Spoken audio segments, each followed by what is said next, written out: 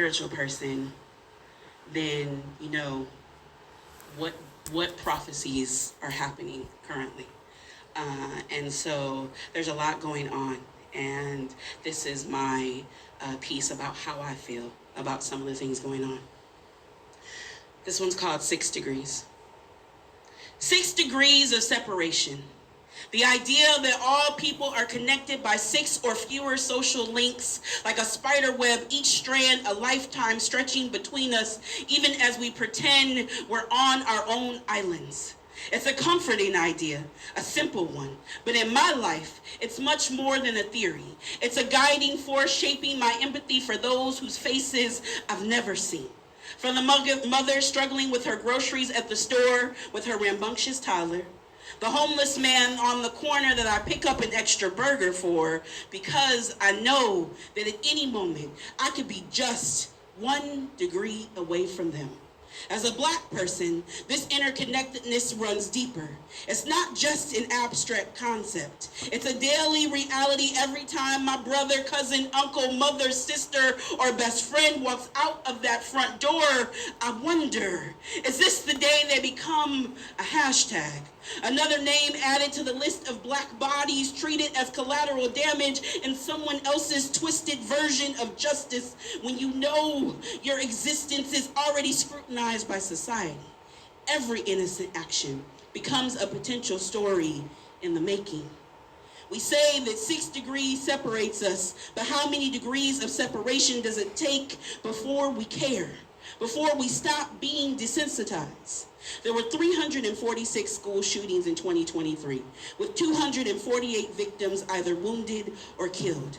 And still, we hide behind the Second Amendment as an excuse for a militia of good men on both sides, aimed with their AK-47s, ready to exist their brand of justice in your child's elementary class. And so, believing the problem is far removed from us, believing we're safe in our bubbles of separation, 6 degrees away is someone else's tragedy, but 5, 4, and it's suddenly your neighbor's town, your friend's state. 3, and you start making calls. 2, and your niece is at that very campus living through the unimaginable. On February 13, 2023, I was 1 degree away from the horror. That chilling headline came through at 8:18 p.m., Michigan State University, active shooter. And suddenly the world stopped spinning. Time stretched out into an endless heart-pounding minutes as I waited to hear from my niece who was on campus. I couldn't breathe until I knew that she was safe, but safety is relative, isn't it? She survived that night, but others didn't. One of her acquaintances, Ariel Anderson, was gone just like that. And here's the twist. I had unknowingly followed Ariel's aunt, a reality TV star, for years. Ariel was a part of that extended web. 6 degrees became no degrees in the blink of an eye. It became personal in a way I never expected. A collision of public tragedy and private grief. That's the thing about these shootings, this violence. It's not just numbers or news stories. It's lives. It's trauma that riddles through communities, making our webs tighter, our degrees of separation smaller. 3 dead, 11 injured. The aftermath is very rarely discussed as most of us have moved on to sending condolences for the next school shooting. Only the victims who actually lost their lives' names etched in a memorial. For some, those endings would probably be a welcome conclusion. Yokai John Howe is now paralyzed from the chest down. Nate Statley has fragments of the bullets remain scattered throughout his brain. The core of the 9mm bullet remains in the center of his brain. Statley isn't able to talk, walk, use his arm or leg on the left side of his body, or consume whole foods.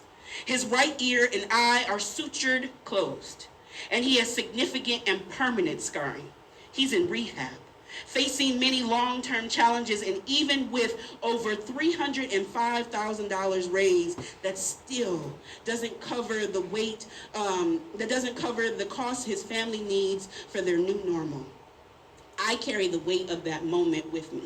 Every time I hear about another shooting, I think of Ariel. I think of my niece, those 11 injured and 2 others that were killed.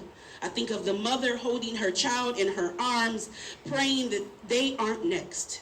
How many more times will we hide behind thoughts and prayers? How many more degrees will we allow ourselves to separate from the reality that we're all connected? How close does the violence have to get before we act? Santa Cruz, mic drop. Greg, Jesse, my fellow poets, thank you so much for allowing me a safe space to land in when I need it. Y'all will never know how much I have needed you specifically in this past year. I thank you. I love y'all all. Y'all have a good night.